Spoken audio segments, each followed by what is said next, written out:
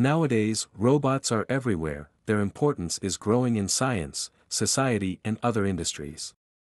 They appear in all fields, factories, space, sea depths, gardens, and in living rooms. Some people think that robots in the 21st century they'll be a bit like cars in the 20th century. Robots haven't just entered the industry, they are taking part in our culture's transformation, and sometimes, so, what's a robot? First of all, a robot is a physical machine provided with a number of engines to produce actions or to produce movements. It also has detectors or sensors as we call them that enable it to perceive things in its environment.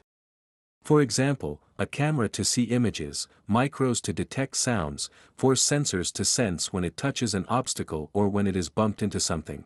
For example, infrared sensors to detect things that humans can't see, but animals can.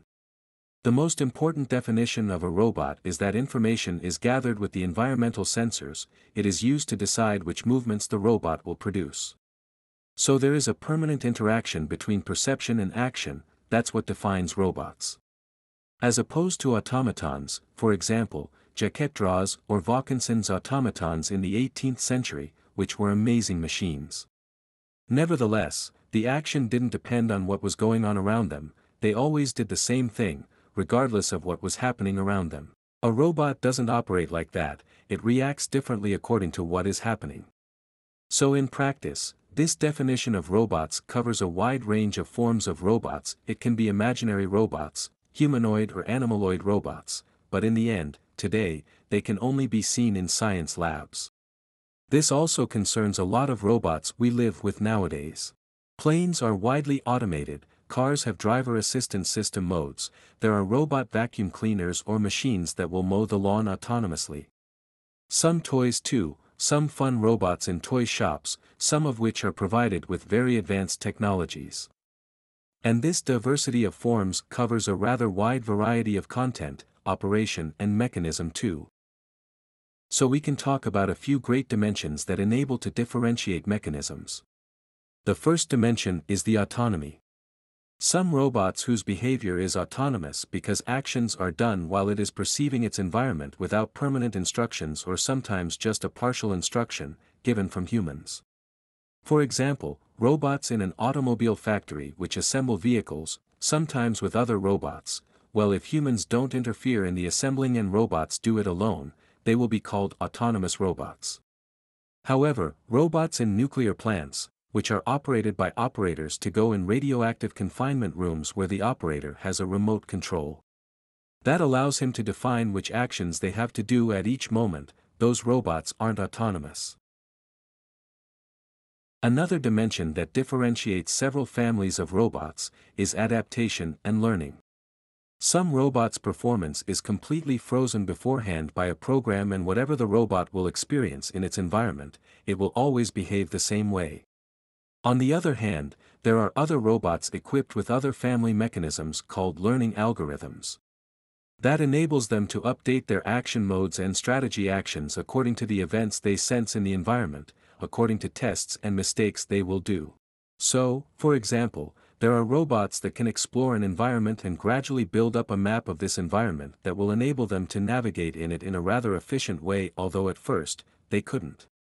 Some mechanisms will allow them to learn to recognize new objects a human will name, or for example to learn to recognize humans' actions or to learn how to move their legs like in a locomotion robot. These mechanisms are called learning algorithms. They enable machines to detect regularities in what they experience. An experience is made when testing an action and observing the result. It can be repeated a certain number of times. When detecting regularities, they can understand how to predict the result of their action, for example, concerning how to find a solution. A behavioral strategy, for example to learn how to walk, there are test mistake strategies where algorithms called optimization algorithms will enable them to gradually refine the settings of these strategies to progressively improve these solutions' efficiency. In a number of cases, the solutions found by these machines are quite surprising or weren't predicted well by the engineer who designed the robot or the learning algorithm. This doesn't mean these robots will invent completely unthinkable things, but for example, it can be a locomotion strategy, a way of using one's body to move which can seem a little absurd for a human. But observed carefully, it is a very efficient strategy, and by using test mistakes, it's the robot who found it.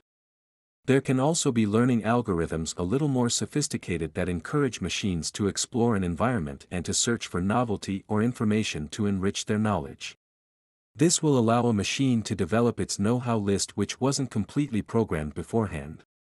Nevertheless, we must be careful when saying this, because we could get the impression that the machines are going to be quite intelligent and creative. But in fact they are still extremely far from adaptation capacities of humans, of animals even, and of more simple mammals. There's still a great amount of work to do before being able to design machines which have the adaptation capacities of a 3 or 4 month old child.